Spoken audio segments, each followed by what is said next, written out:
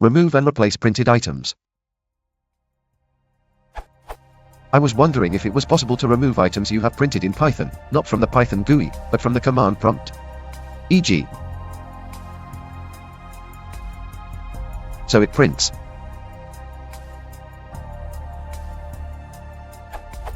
But my problem is I want this all on one line, and for it remove itself when something else comes along. So instead of printing loading dot, I want it to print loading dot, then it removes what is on the line and replaces it with loading dot, and then removes loading dot and replaces it on the same line with loading dot.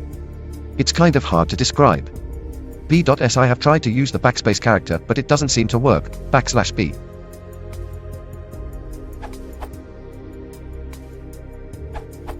One way is to use ANSI escape sequences.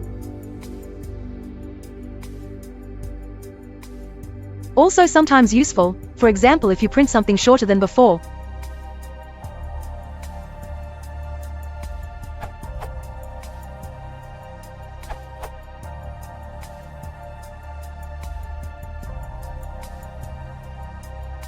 Note that you might have to run sys.start.flush right after sys.start.write \a+b, depending on which console you are doing the printing to have the results printed when requested without any buffering.